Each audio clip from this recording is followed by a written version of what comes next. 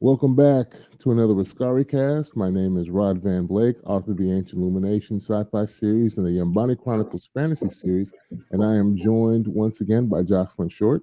Hi.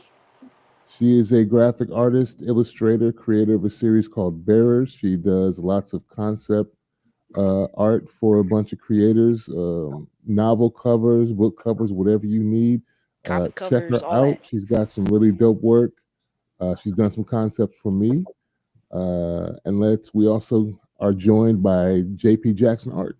Hey everybody. He is another graphic artist illustrator. He is the main illustrator for the Ancient Illumination graphic novels and the Umbani Chronicles comics, as well as Eve of Insurrection, Eve of Reclamation, his own comic series and world, and Growing in the Garden, a children's comic that he has out. He's also got a lots of dope work, working for many creators, Thank you. myself included. We've been working together for a while. There will be links in the description of this episode when we upload it to Spotify of all of our creative endeavors, the websites that have them if you are interested. Today, we are talking about Killer of Killers, the new Predator animation that's out on Disney Plus and Hulu. So, spoiler alert if you have not watched, um, it is a animated anthology that kind of fuses into one. We have three separate storylines in three different eras on Earth, if you're familiar with the Predator universe and the Aliens universe, which are two coinciding verses, if you will. The old school Predator movie with Arnold Schwarzenegger, Predator 2 with Danny Glover. We see the Predator in the city, and then the Alien versus Predator films, and most recently we had Prey, which happened in the 1700s on the northern plains of America, and we got to see some indigenous folks in America fighting against the Predator. Pretty cool. So this is the animated version. I liked it a lot, like a lot.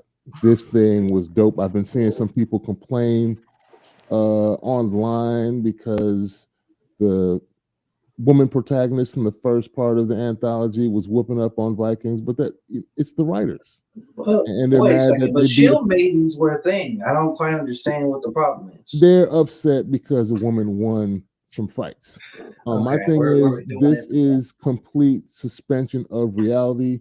There are aliens with advanced technology, cloaking technology, and if we're keeping it a buck, ain't nobody whooping them if this thing happens in real life. Nobody.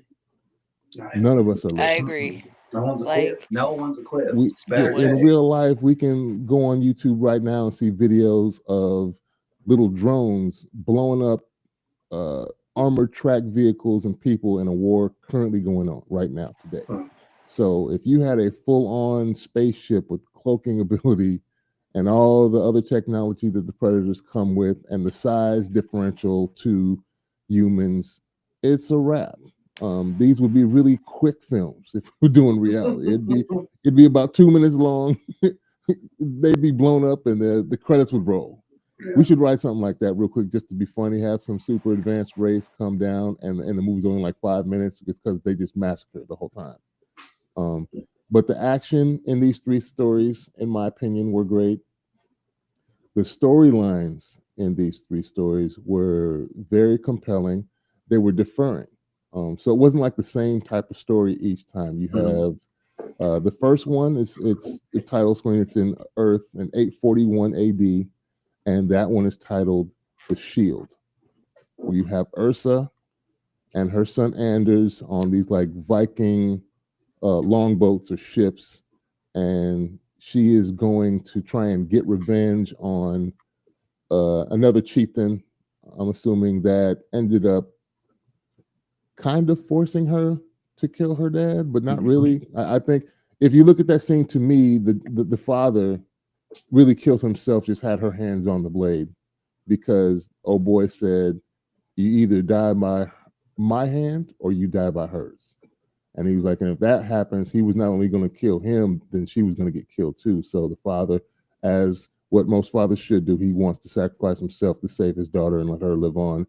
And she, the Viking, avenge me. Um, but they get down, boy. What Mhm. did y'all think about the initial fight scene when they kind of storm the beaches? You have a hail of flaming arrows hit the Viking ships, and then eventually they make landfall and they get to work, boy. I was impressed. I mean, not because I thought any less of them. I just was impressed by the fact we saw beheadings immediately. I was like, I was like, okay, I get went okay, through I know what time we on. Yeah, All right, listen, I agree with this. yeah, They about that work. They was never not gonna be about that work, and I'm just happy to see that they were about that work here. yeah. So I was very happy with the level of get it done that they were on. Yeah. I was very happy with it, very pleased. Yeah. I personally liked how Orsa Elsa was her name. Who? Ursa. Ursa. Ursa. Her, I liked. I kind of was like really intrigued by her shields. Yeah, with the cutouts, like Yeah, I was like, the how they half go? moon blades at the top of the Yes, shields. And instead yeah. of having a sword and shield, she basically just had two of She's them. dual them. She's throwing joint. She was like, I was confused. I'm like, how is she cutting up? Then I need to look at the edge of her shields. I'm like, oh, these aren't just normal shields. Yeah. These are loud like shields with blades on it. I'm like, this is crazy. It's She was awesome. cutting heads off. She was doing some things. It was Vikings. I mean, it was fighting. I mean, Yeah, I was in my element. I was like from the very beginning, they were putting work in, and it continued. Like they start killing, and they just it seemed like it was escalating. Like they found homeboy at the first settlement and tried to pump him for information, and he got the John at Anders, Ursa's son, like because she was given like she gave the explanation while they were on the boat, like let me tell you why we do this, and he's like, why do we kill, why do we fight? He was like, because our enemy is still alive. He's like, yeah, it's and revenge. sit down, son. Let me tell you about what happened to Grandpops, and runs through that whole scenario. They find old boy, tries to pump him for information. He, of course, tries to play tough. I don't know what it is with spitting. When you're tortured, you kind of spit at the person, ask you questions, and then he laughed. And then, of course, she put the axe on his leg and then grinded it until, Lumberjack. Boom. yeah, lumberjacked him. Yeah, she lumberjacked him and then, cranked it up so he gave up the goods on where he was and then tried to like hand it over to Anders, like, because she told him on the boat, I hope your spear finds blood tonight.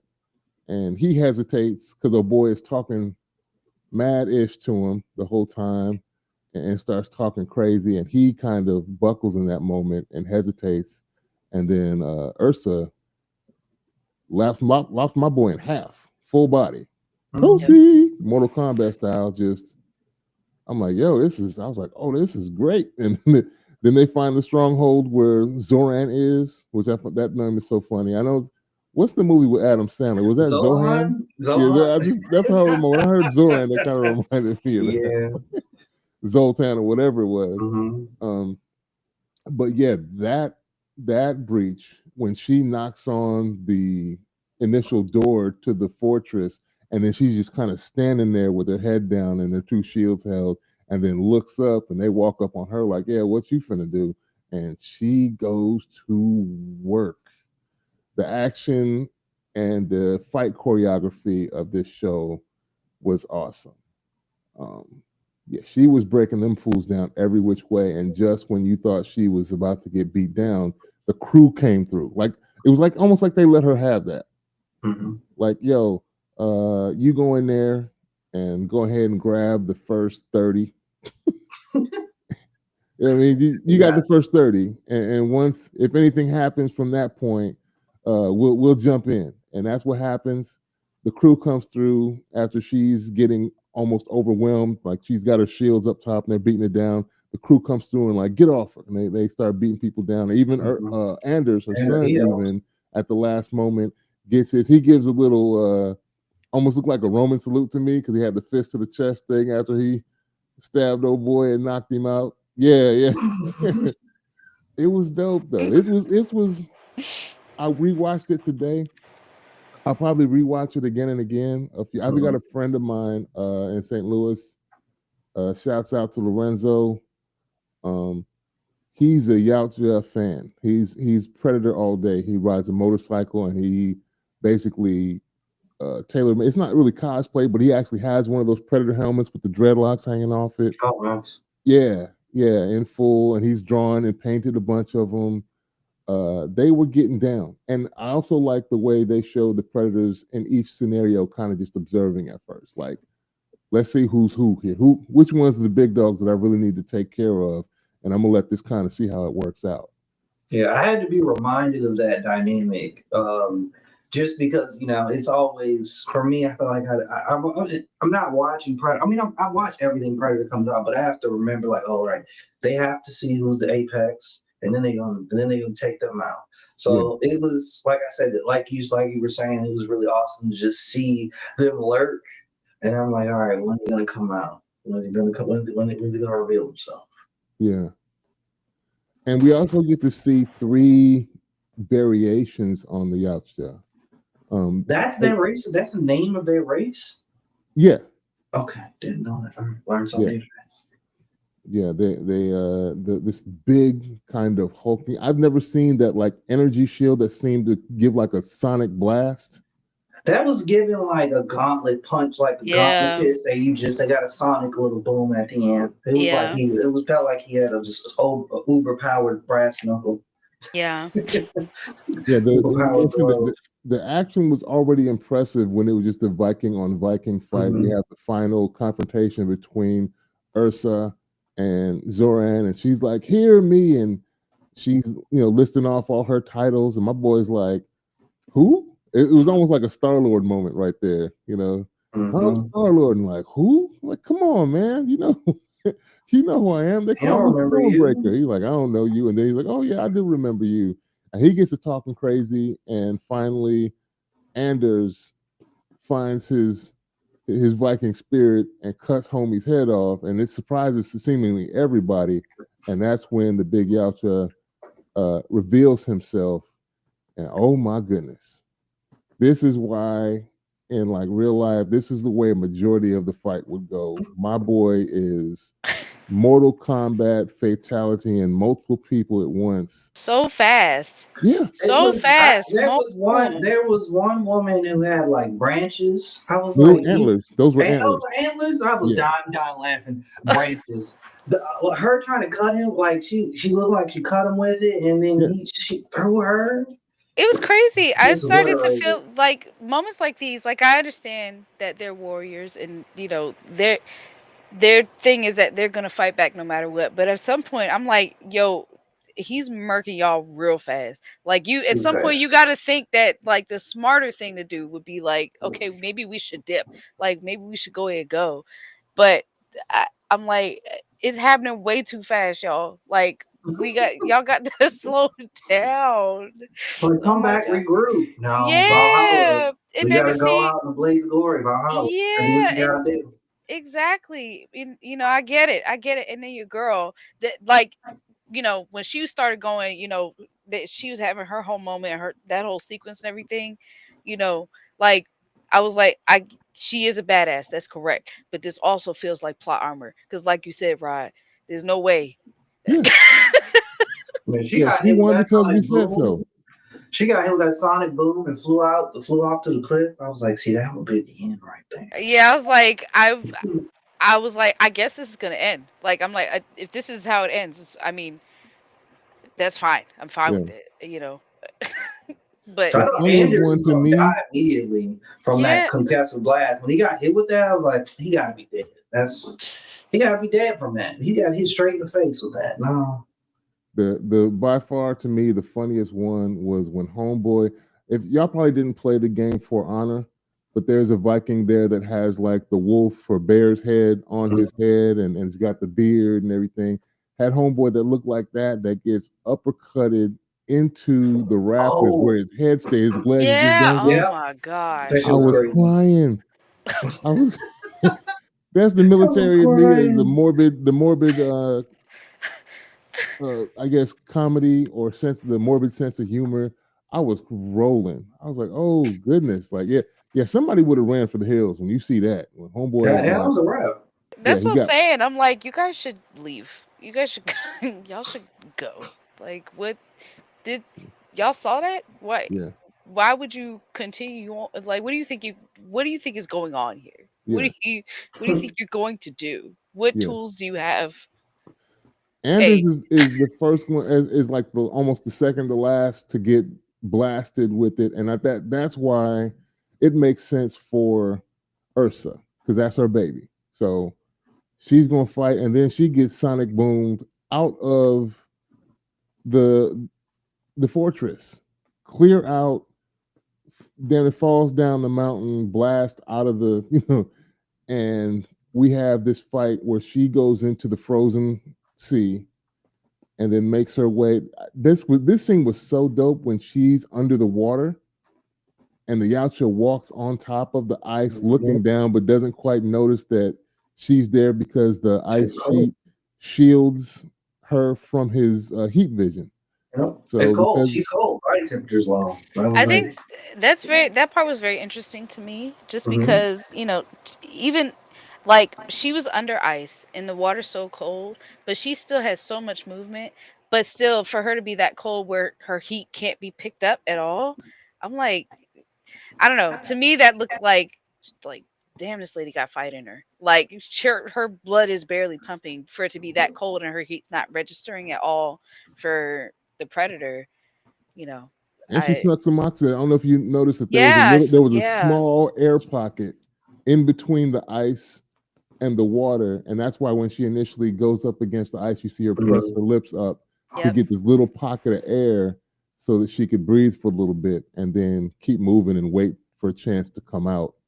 Um, and it's all, and that's the other thing. It's like there's a combination. I think the formula of the predator fights against human. It's usually they're at a supreme advantage technologically. There's a Mhm. mix of humans not giving up and ingenuity, and I think a vast part of arrogance on the part of the predators because that's the only way they can lose. Like if they took everybody super serious the entire time and didn't get arrogant because they had so much of an advantage, they would just, and even like I said, to be real, even with that, they should win. Uh, maybe I'm thinking like 98 out of 100 times the Predator wins, and through these films, we just getting to see them two ones that would never ever really happen. And that's what we get to see. Um, but that fight scene with her and then him underwater was dope. He basically killed himself with that last blast, and she got ejected out of the water by the force of his sonic weapon, and he ended up going backwards, and I guess the anchor popped Yeah. through his head. And she climbs out and goes back to her son, Anders, who dies in her arms. And then the scene kind of, I don't know if there's not really a screen wipe, but It's a cross. It's dissolved. yeah, It the dissolves. environment around her dissolves. And Mm-hmm. then you see she's on a ship and she's got the black collar with the red lights on her. And then we fade into Japan. So we got the shield, and now we go to the sword in 1609. This was a cool, like I said, these stories were so different. They were. I would make the argument this was an anthology. This was just one film that had 3 acts. Yeah. Yes. Because I thought when I heard about it, it was an anthology. But this was everything, where like when they showed her and on the ship, and then they go into his story, I was like, oh, there's a connection here. Yeah. I'm like, where are we going with this? Yeah. What's Yeah. gonna happen? And they keep it going. Yeah, They all are very cohesive. And I was wondering if we were going to we did at the end, we get an explanation as to how we have people 700 and something years and then another 300 and something years for the third story apart in the timeline as far as our planet goes. Like, how can we have these three all in the same world? And we find out later how that happens. But yeah, they go on to, we see the ship she's captured, and then they immediately flash to Japan in 1609, and we get these two young warriors in training under brothers. one of the vassals, one of the samurai lords, and his his dress, and they're kind of play fighting with sticks and the leaves. I was kind of reminded of Ghost of Tsushima when I seen the golden leaves falling on the ground and them kind of playing the wind, playing with the atmosphere. They're brothers, I assume, or if not Yeah. brothers, they're very closely related. But to me, it seemed like they were brothers. He Yeah. Did you said get they were this? brothers. Yeah. Yep. Did you get the sense that that was their father? Yeah. Okay. I got a thought that was their father. I Yeah. thought he was the shogun. I thought he was like the head, head dude, but brothers for sure. Yeah, they were playing initially, and then you say he wasn't about to play when they kind of got a feeling that there was some presence behind them. They turn around and homeboy is standing there, and then they both stop, turn around and bow, and then the next scene you see them, instead of the sticks, they're each holding real swords facing each other. My boy takes the even this reminded me of Ghost of Tsushima because the helmet is black with the two antlers on top of it. So he takes the helmet off the post, puts it on a chair in front of them. Basically, all right, y'all got to shoot the fair one with the sword to see who gets the honor of wearing this helmet next. And one brother does not look like he wants to fight the other, so he puts his sword away. Pops is like sitting there in disapproval, and the other brother gets nervous at the very end. It's like, well, we got to do something to. He screams and rushes old boy, rushes Kenji. I think Kenji is his name, the main protagonist. Slices him on the face. He gets the approval of Pops, and the other boy runs off. And then we get a flash forward in time where they're grown adults, and two different paths. So that's it. I like the fact that these stories are so varied, and their motivations for what they're doing and how the predators come upon them. One is the way he takes the way of the samurai and takes up the name of house and lord, and he's going to do his duty as a vassal in Japan. And the other one, we see he becomes a bit of a ninja or a shinobi, however you want to classify him. He's got the kunai, he's got the short blade, the long blade, and all the tree. He got the mask to put up over his face, and we see that Pops has died. There's a funeral being held for him, and they have a pyre where they burn this little casket with the body, and they're having the ceremony. And they flash to this other predator who kind of was like ninja-like to me, the way he was posing. Yeah. I don't know what my boy was aura farming, sitting up on the steeple, Batman-esque, with his shoulders kind of slumped, looking down. Creed. Yeah, Assassin's Creed, watching it all fold. And he's watching Kenji, noticing what happened, so he decides he's going to sneak up on old boy. Did you guys get the sense that Kenji wanted to kill his brother?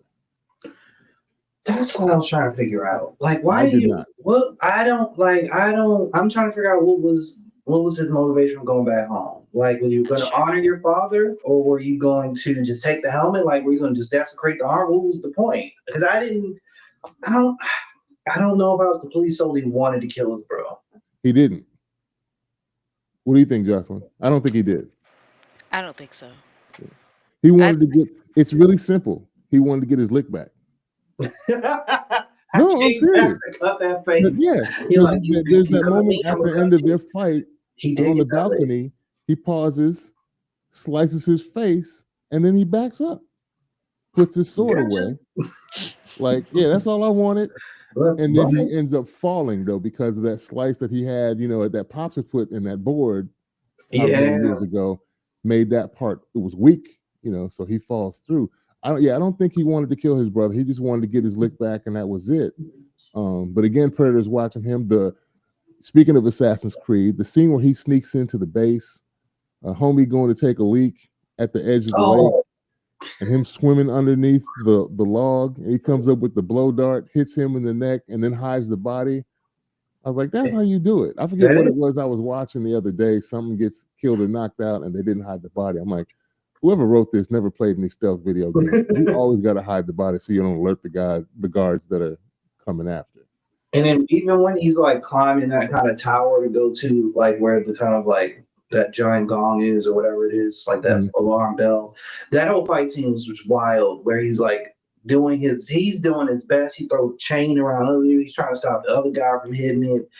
I like that moment where the third person comes around and picks up the hammer, and I think he throws another guy's head in front of it to catch the hit, and then he catches him. And I was like, "This is crazy." And then, of course, it's all ruined because another guy saw it from across the way and hit the giant alarm. I was like, "Oh, he tried."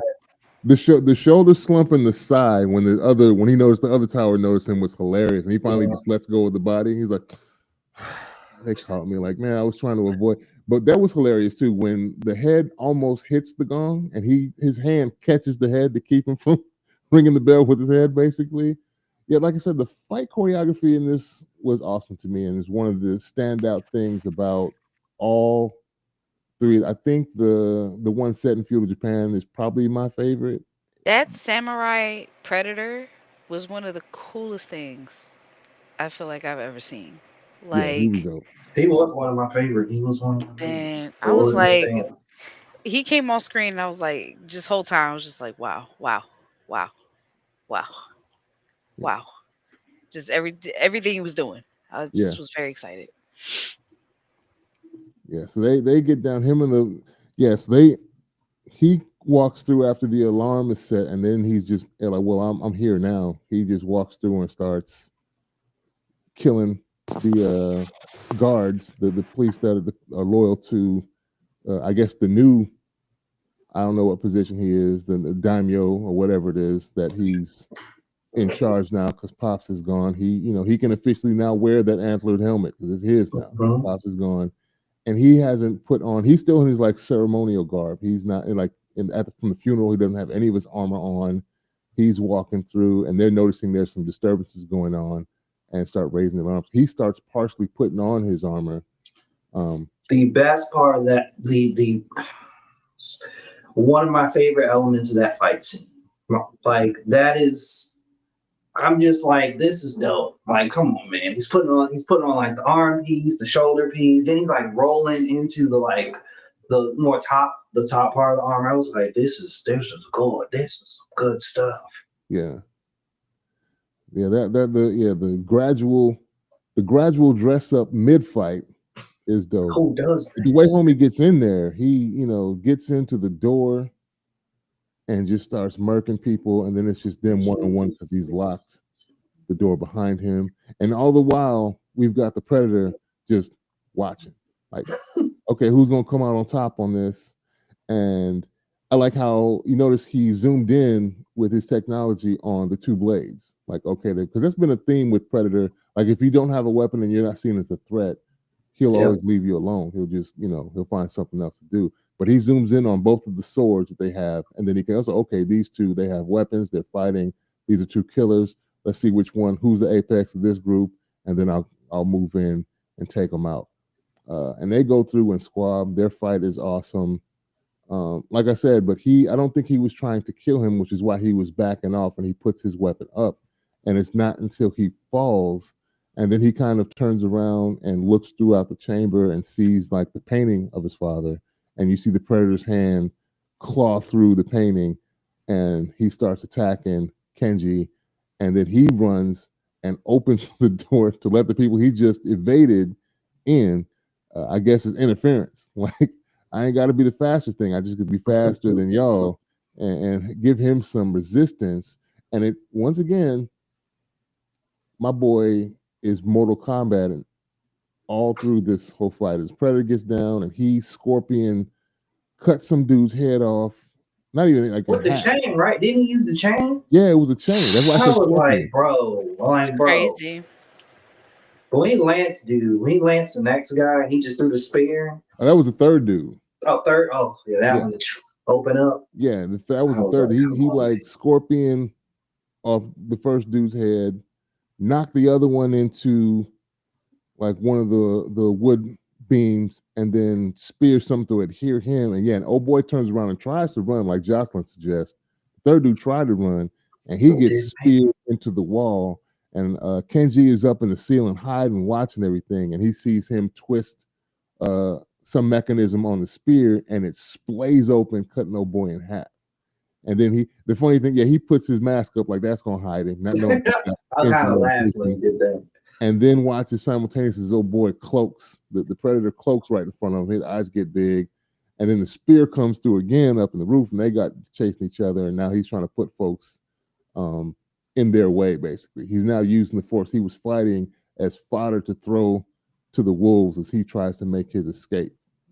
This was awesome, awesome, awesome choreography. I remember I don't even have to wait till the end. This altogether, I give a 10 out of 10.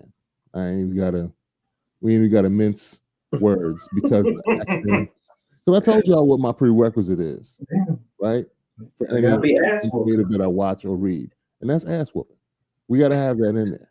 And this is chalked through from the opening bell to the end credit. It's all through here. Action, action, action. I loved it. My worry is that it was going to be too much ass whooping and not enough story or good characters. And I was deceived. I was like, these are good character motivations.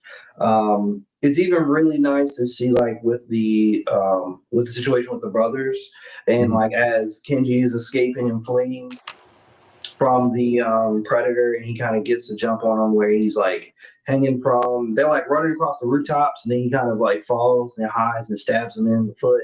They fall off. And then we get this like pleasant reveal that like the brother's clearly not dead. Yeah. And then now they're fighting side by side. And I was like, ooh, yes. Yeah. Also, in that scene that you mentioned, how the predator, I'm like, how tough are these things, man?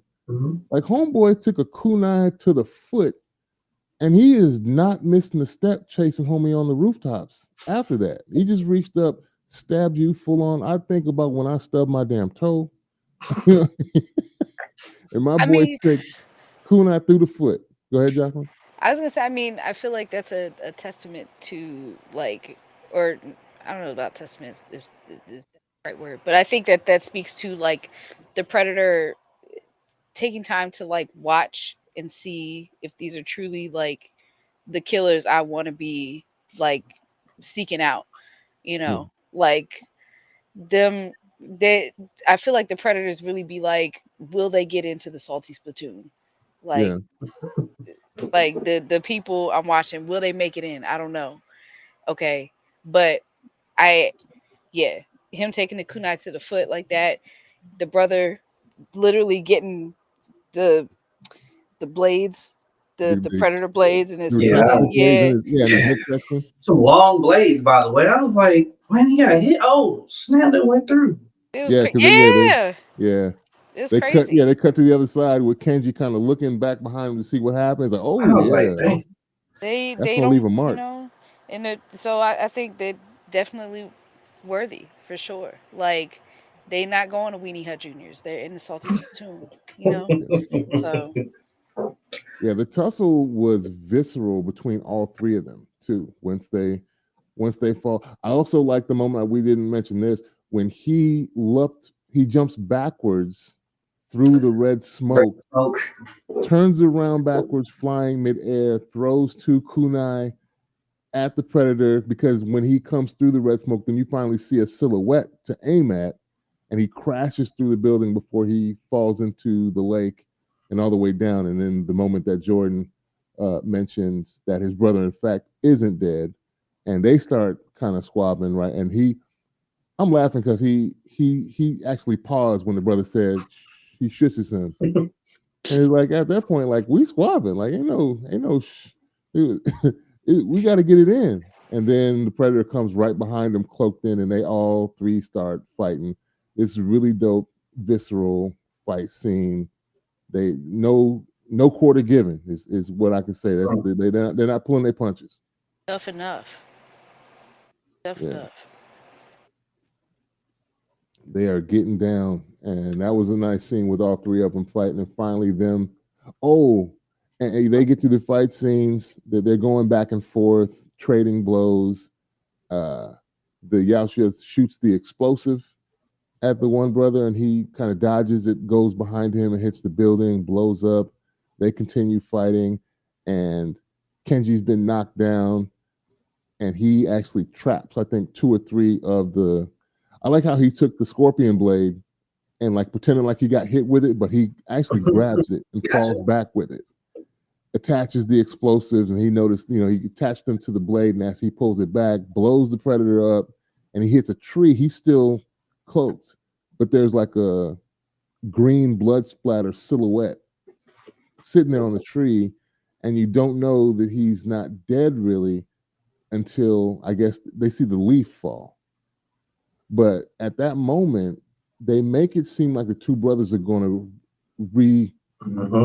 restart the fight that they initially started.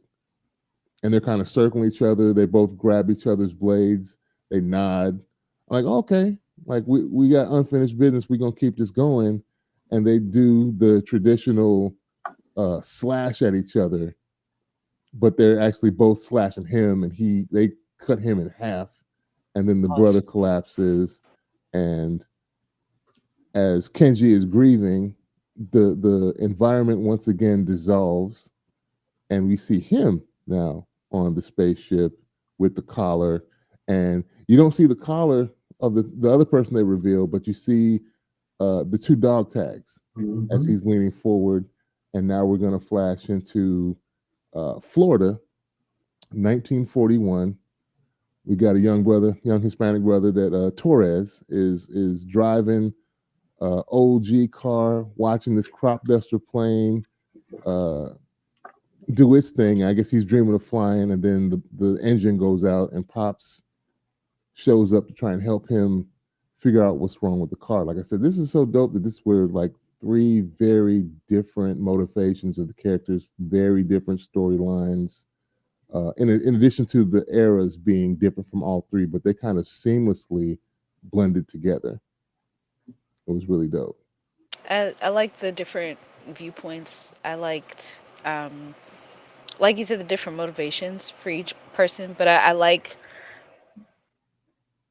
it's three different brands of fighters. Yes. I feel. Yep. Yeah. I really liked how you had one who was like truly offensive, like one who was like headstrong, head first, like kill first, ask no questions ever. Like that was the first one. And then the second one is a samurai, but is kind of like the samurai is about his business, but is more kind of almost pacifist in his approach. Like I'm really not trying to kill you. But I'm going to handle my business. And the third one is like he has to prove he's capable, and self-sufficient as a fighter, but also as a strategist. Yeah. I And really the liked. reveal of how he gets involved is kind of different as well. Like the other two they're already capable, I feel. And they're already in. Like Yeah. the Anders and Ursa are in the family. They're Viking warriors.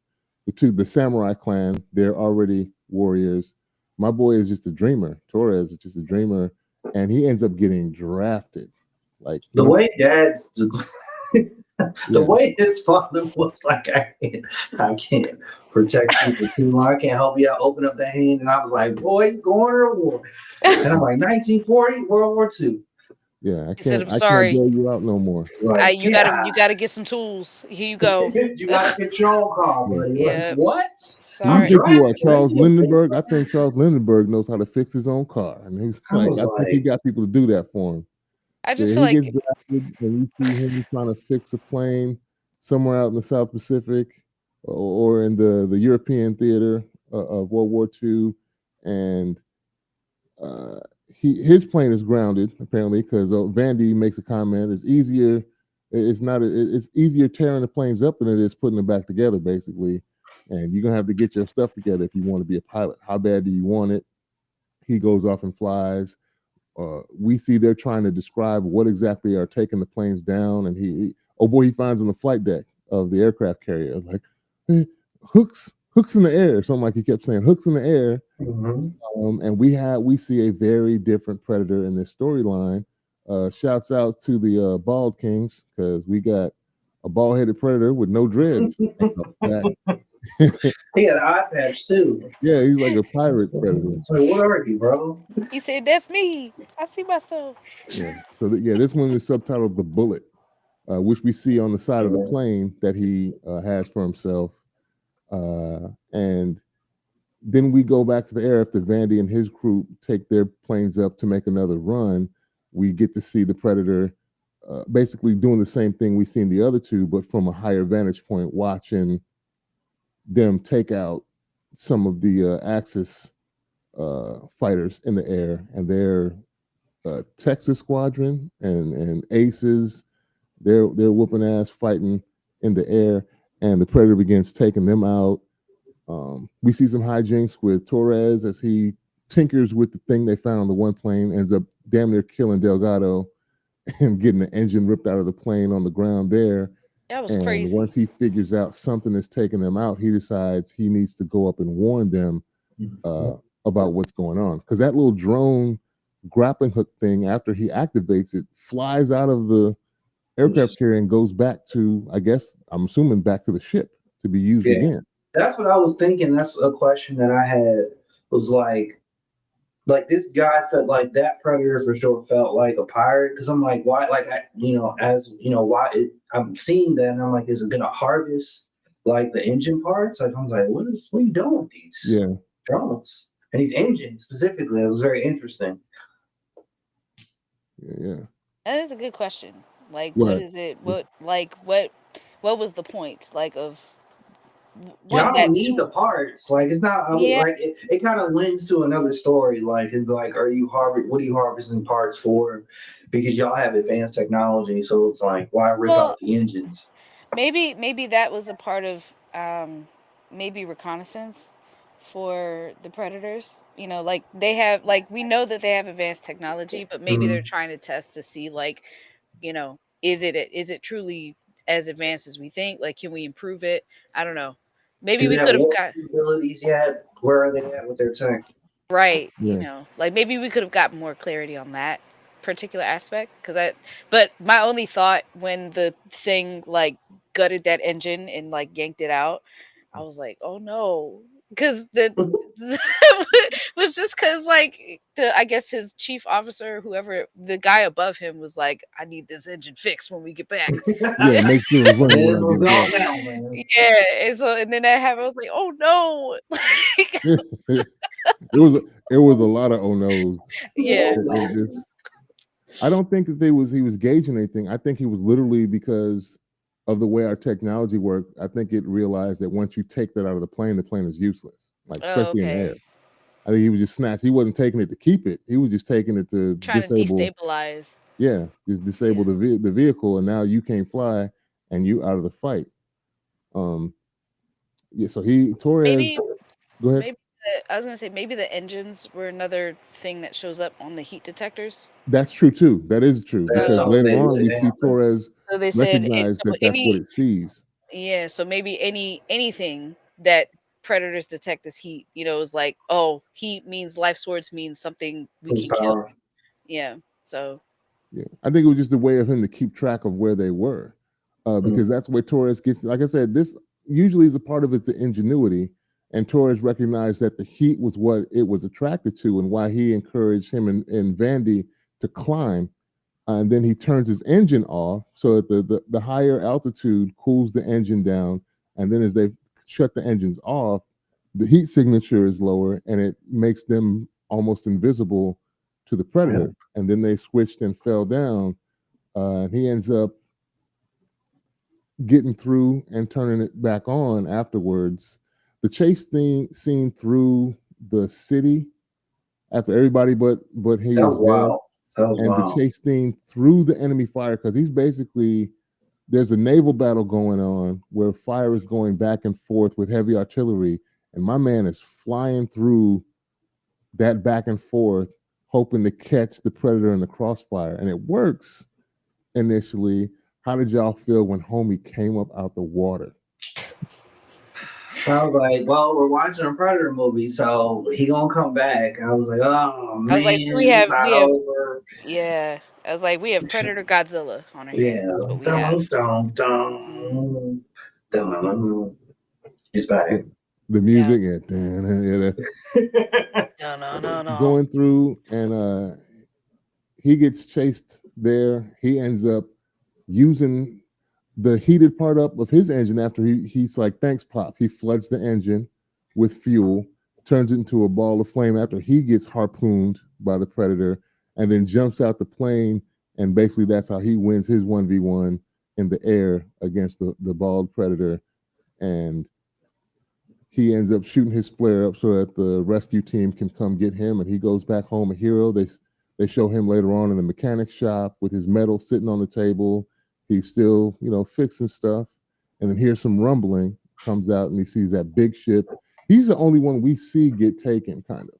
Yeah. Like everybody else just shows up in the ship. He's the only one we see, like the light flash down. They take him. He wakes up in the containment pod, or whatever. They hit with that cryo sleep.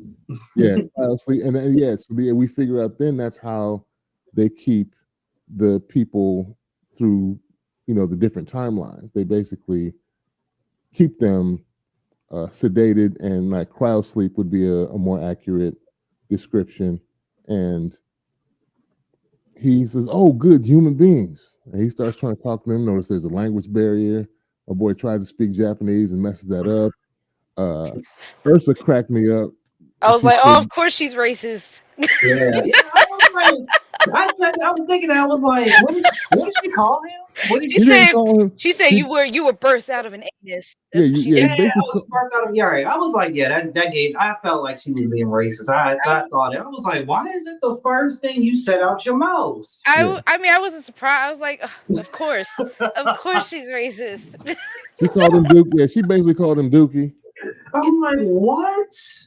I'm like, wow, it's the first thing that come out your mouth. Oh, there was something that like I was a lot. So we kind of like glossed over it, but like the first dog fight with the predator. So when he starts shooting them with the net, that's probably one of my favorite moments. So the wings, it was just so beautiful to watch the wings kind of just vaporize, but then the body of the plane shatters into pieces, and then you see body parts flying. I was like, this is wild. And then the one guy getting harpooned and it going through him and the engine really getting pulled out. I was like, wow, I didn't expect to see this. I didn't expect this. My favorite one of that series was the thruster, the crisper. Oh, that was, of course, that was your favorite. That was petty. Put that joint in reverse. I'm like, come on, man. Yeah, so after that, they all get transported to one of the homeworlds of the Yacha, I'm assuming, and they're going to get put into this like gladiator arena, and the Yacha king or chieftain, whatever he is, he comes out with the cape of xenomorph tails. That's what that was? Yeah, those are xenomorph tails. Strung along his back, and some ribs and something else poking out. And he's like, yeah, you all fight to the death, and the winner will get the pleasure to face me. And in case you don't understand what's going on, let me demonstrate to you what's happening. And they bring out another predator that slap the collar on him. He hits a button on his wrist gauntlet, blows his head off, pops him like a dandelion. Like, yeah, ain't no choice. This is what we're doing. You either fight. And did you get the sense that they were, I guess because of the college, somehow able to understand him? Because I did. They had translations. I got the sense they was translating to each of them.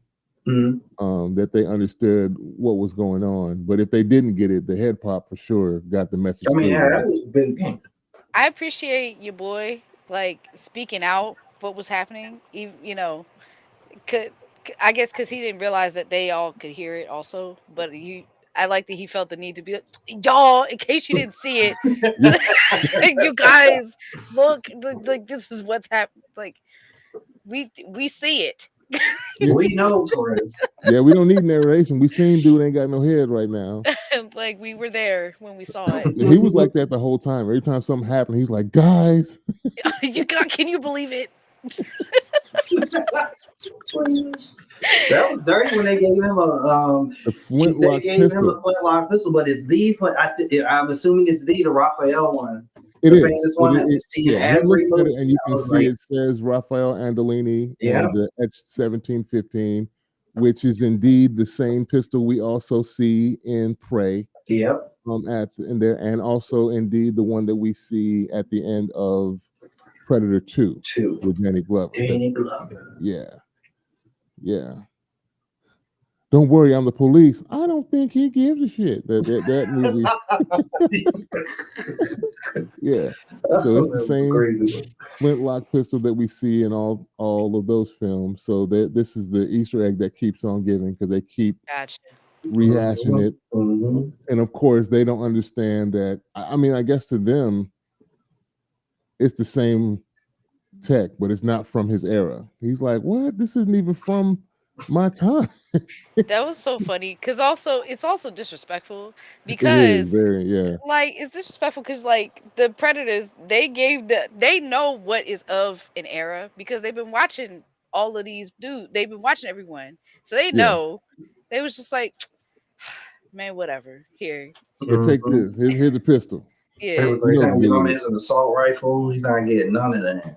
Yeah, Yeah, we because can they give him knew that. they was like this little runt here, you know. He goofy anyway. He goofy. Yeah. Exactly. And the He fact takes that the other planes. thing I just now thought of, the fact that they could keep them in stasis for hundreds of years meant this could take place in the 2000s or later, and could have given him like an M16 or something. That if you're going to go out of his era, go a few years in the future, so at least it's closer to comparable. If you're not going to give him like an M4 or something closer to the timeline in the 1940s. Mhm. And immediately Ursula just wants to squab. She sees the axe. She's like, "Oh, good." Love it. After kill Grendel King, I was reminded when Love she her. said Grendel, and when they initially said it in the first act, I was reminded of Beowulf, Yeah. because Grendel is the enemy there, and then Grendel King, and they're gonna kill. She takes the axe. She keeps calling the samurai Kenji Weasel.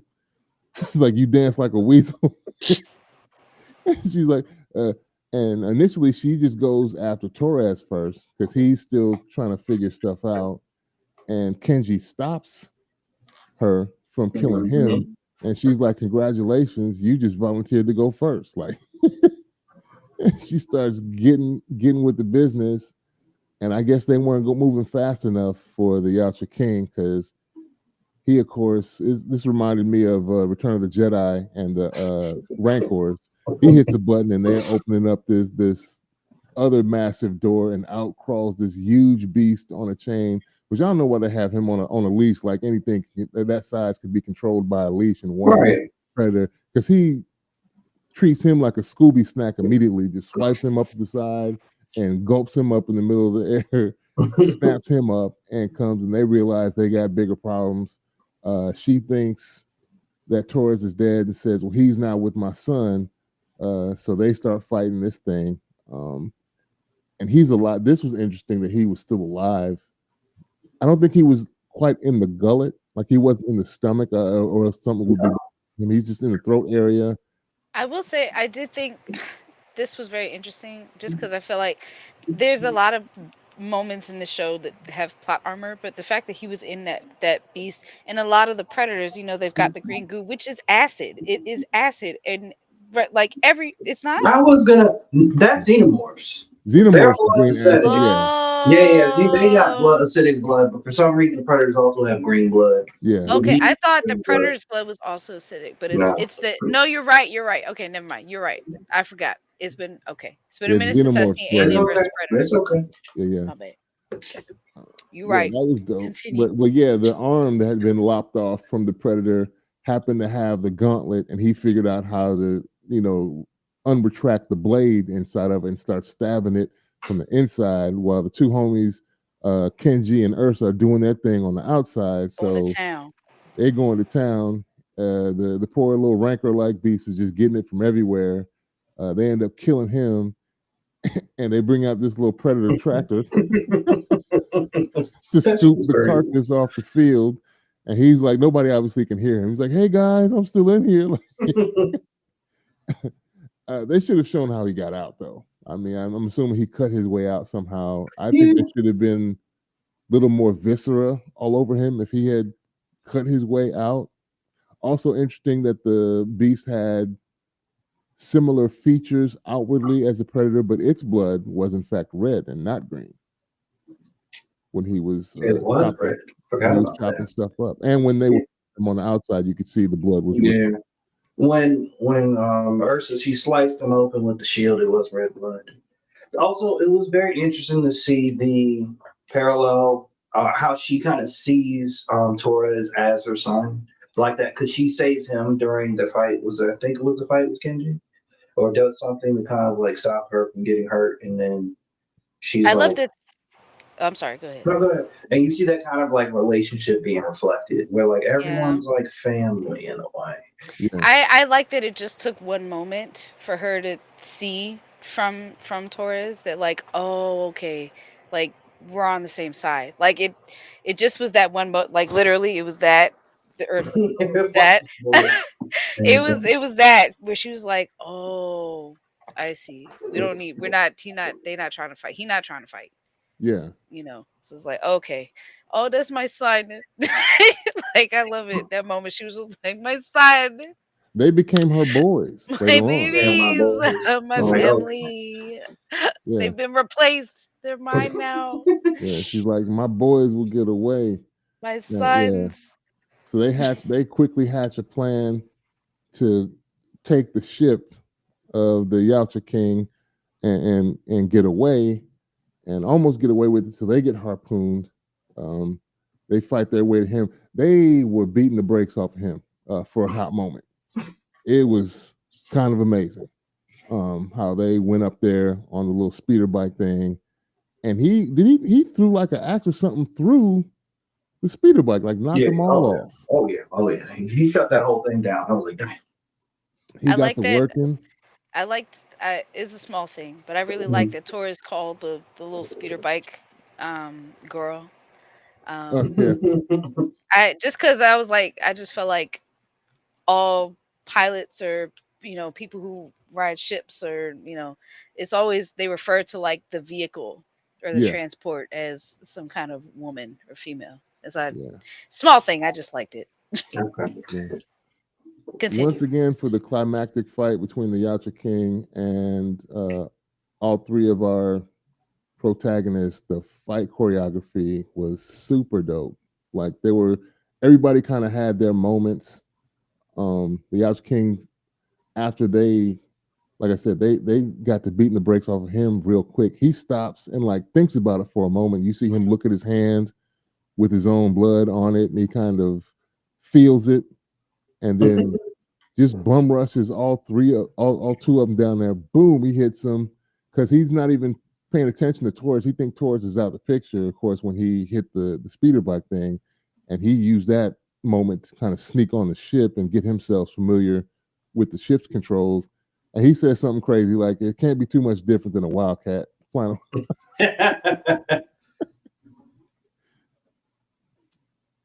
This was an excellent uh, animation. The action was chef's kiss to me in all aspects. The storylines and how they merged them all together was sublime. I really liked the way they put that together. The animation and art style itself was very interesting. It reminded me of Arcane a little bit. It did a I little bit. Yeah, I think I it definitely reminded me of Arcane, but I really like how they took a lot of Spider Verse Mhm.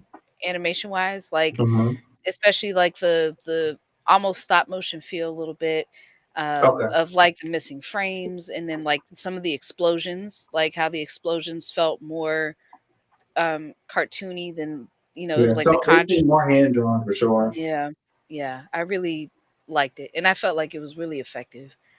Yeah. It was a lot of action, like for the action sequences to be so good. And I felt like that those missing frames, like that joltedness, kind of Hmm. helped, like just those fight sequences, like really sing. Yeah. Mhm. Agreed. Yeah. Agreed. So they end up making it onto the ship. The ship gets harpooned, and after it gets harpooned, Ursa realizes that they're not going to get away and decides that she's going to sacrifice herself in order to let her new boys escape. Oh, and when Kenji gets his arms chops Yeah. clean off. Oh, yeah, I forgot about that. That was uh, rough. I was like, whoa, I wait. was like, oh my goodness. Like, dang. I mean, I appreciated it. I was like, listen, if they can't, they're gonna get away, but I'm glad they didn't get away scot free. You know Yeah, what I'm no, you saying? walking over, but you limping back. Like, no, Yeah, I was Oh, like, my God. listen, it can't be they get out fully unscathed here. unscathed. No, not at all. Yeah. And so she decides to drop down, and she turns around and tells them, "Do not avenge me." She like, I'm doing this specifically so y'all can leave, because she believes she's supposed to die in battle. That's why she didn't want Mm-hmm. to be executed by via the neck collar thing. She was like, no, I'm supposed to die in battle. And she slides down the chain, slams the predator technology shield into the harpoon mechanism, blows that thing up, and then they ride off. And you see the predators gathering themselves. They're holding her hostage. Like, you don't see them kill her, and they're like, "All right, let's hunt." So they're gonna, a whole bunch of ships take off. They're gonna be in pursuit of Kenji and Torres as they try and make their way. Which is funny to me, because like, they don't know where they're going, they don't know where they're at, and this is much farther distance than being here on Earth in a plane. They're in space somewhere. Um, and so they're leaving an opening for this to continue. And not only that, after the title screen pops up, we see Ursa once again in stasis, and she floats by a bunch of different stasis pods, and we see Naru from Prey, Great. I was the very last happy to one. see There her. were two that are shown before that, but I wasn't sure who that was. There was like kind of a Caucasian, a white looking dude. After there's an Okay. alien. I couldn't. It was kind of foggy, so I couldn't see if that was supposed to be Dutch, Arnold Schwarzenegger's character. Oh, wow. Okay. But I couldn't really see a clear vision of who that was. So I don't know. It could have been. And so that means everybody that wins a 1v1 gets captured, Yeah. Okay, and I then didn't put know. in stasis to be preserved for another fight later on. From the books and the comics, we kind of learned that they collect DNA from various species to kind of help them evolve themselves. So maybe they're doing that in addition to collecting the killer of killers and the best of the best warriors that they encounter throughout their travels throughout the galaxy. So we learn about that. Um, Dope. Like I said, to me, as animation goes, this was a 10 out of 10 for me. What do y'all think? No, I love this. I enjoyed this a lot. Um, I didn't know what to expect. I mean, I figured it was gonna be good, or at least I was gonna like it because Yeah, I like Predator yeah, as a character, and as a group. Like I like the Predators, so I was like, whenever stuff is made about them, it tends to do that group and those characters justice. So I was like, I I didn't doubt that I wasn't going to like it. yeah, Um, and I wasn't disappointed. I was watching this and I was like, this is amazing. This is yeah, really really good. Like yeah. I'm very pleased. And so for me, Brian, I'm gonna give it a 10 out of 10 too, just because, like I said earlier, I, I'm the type of person like I want to see good story and action. And Yeah. so when I noticed that like they were working with the same theme, character motivations and themes, and how they kind of brought everything together, I was like, this is like a very solid story, and the characters are very well rounded. They make sense. They all have a presence on the screen.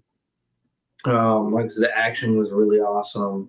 And then I also like the callbacks to previous Predator films. So we got to see the gun, and then we got the other character from Prey. So I was like, y'all knocked it out of the park. And animation was dope. I wasn't worried about that. I knew the animation was gonna be good. I wasn't worried about that. Yeah. But I was like, just give me a good story and action, and I'm like, we're in. So that was solid. I would love to see a continuation of this. Yeah. And there was another element that I really enjoyed with them answering questions about like, how are y'all taking people and how are you storing them? Because it makes you think of like when we watched the movie The Predators or The Predator, where they actually drop, where they're like all free falling out the The sky and airdrop them? like, Yeah. yeah, they was airdropping them into a planet, and we don't like.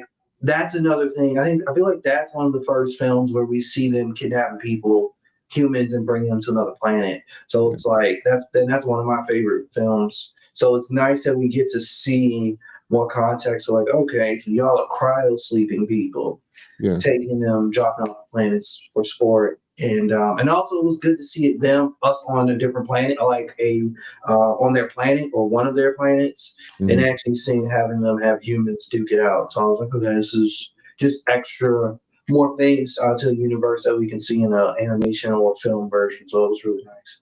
Yeah. Well, for me, like nothing. Usually, one of the three things falls short, right? And Mhm. here that didn't happen. Like everybody got their shine. The animation was dope. The story was dope, and the action scenes were impeccable. Like so, never mind. Like keep in mind that this is supposed to be a suspension of reality for anybody complaining about how things played out. It played out the way it was because that's the way they wanted to play out. It's not like this is like the dumb 100 men versus gorilla argument. Like we don't know what would happen. That's what we think would happen. Like they I mean, roll this it. is more believable than 100 people for. That's more believable. A fighting predator is more believable than 100 people versus a gorilla. It's just so outlandish. It's ridiculous. Um, you could. I think you probably have a better chance against a gorilla than you do a predator. So to be honest, because with the Okay. technology, the cloaking, the Yeah, knowledge of our movements, being able Gorillas can't do to all that stuff. they yeah, can't. invisible while they can It's literally still watch you ridiculous walk though. around. They Um, got hops. That's it. They got yeah, hops. They got hops and smashes. They got yeah, hops, they got extra strength, but he's like, yeah, but a Yeah, hundred people can take him, but it's still ridiculous. Man. We yeah, don't need 100. yeah. You don't need 100 people on a gorilla. It's yeah. absurd. Yeah, that this was dope though. The and like you said, the call outs to everything, and the door left open to continue it because now they can just have a whole line of these stories that they can continue to gather other killers that they deem worthy, and maybe we even get other alien species that they deem worthy, and get a mashup of like everything. Just continue it, keep it going down the line. This is like never ending fodder for creative stories that could just keep going and going and going. It's nice. Um, yeah, this was dope. Any other things to add before we sign off? Got a quick question. Yeah, How would you feel if they continued this in a live action adaptation?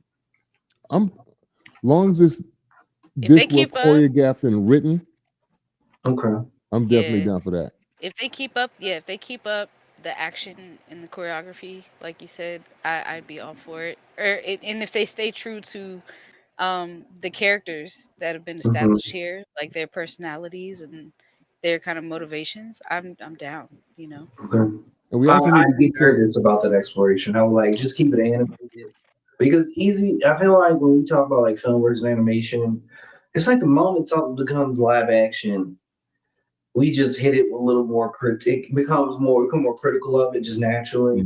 Sure. And with the animation medium, like you can push the limits and boundaries of like what is humanly possible.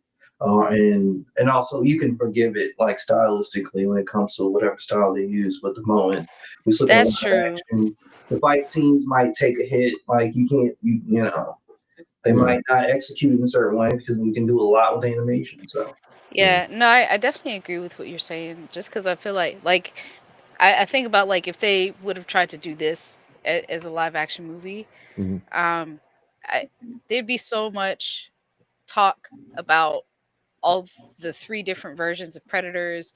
Like it would have gotten it's like the person you were telling me offline about who was critiquing this like I feel like that type of commentary would have been like 1,000 times worse Yeah. if it was live action. I mean, they've already critiqued the live action trailer for it's the it, new one about to come out because they mad about my boy's hairline and dreads. So and that's what irritates me. It's like, bro, they been had dreads. Like, if we're gonna be honest, like predators didn't just become black. Like, literally, the subtext has been there. They're like literally aliens with whole locks. I'm like, where do locks come from? Where do you think that happened? Like, they just humanize a little more. So, which they yeah, don't he is really a little more need yeah. to. But they humanize them to make them less intimidating. But why are you suddenly calling this woke predator? It's not woke. Y'all are just being stupid. I think it's also because he's younger and he hasn't earned his name in the clan yet. and so And he's that's not as important. evolved. Got He's you. not as And evolved as the other predators. got I you. also And we think, should see that. That's important to see. yeah, possibly the predators we see facing humans might be the lowest of the low rung as far as because they haven't earned their stripes yet. Mhm. Like, so they're the least experienced coming to fight us. I mean, you got basically they grew the aliens on purpose as practice. Just a fight. That's wild to me. And so you think one or two of the aliens by themselves take out a bunch of us. So yeah, we're practice, homie. Like, so the ones that we're seeing come to practice against us haven't made it to the level of the higher ups yet. So they may not be as developed facially, or maybe they have. Maybe I don't know how fast they do the gene splicing to help them evolve, but maybe he hasn't had his predator steroids yet for the Them shots. the DNA evolution. So I don't know, but this was dope. Thank y'all once again for taking the time out of your day Of course. to discuss these things. I see we had 2 lurkers that watched us while we were live today. I appreciate y'all taking the time out of your day to listen to us chop it up about this show. We'll have to devise and come up with what we're going to talk about next. As I stated at the beginning, there will be links in the description of our Spotify episode to all of our websites. You can check out our creative endeavors. I appreciate y'all, and we will talk to y'all next time. See y'all. Peace. Peace.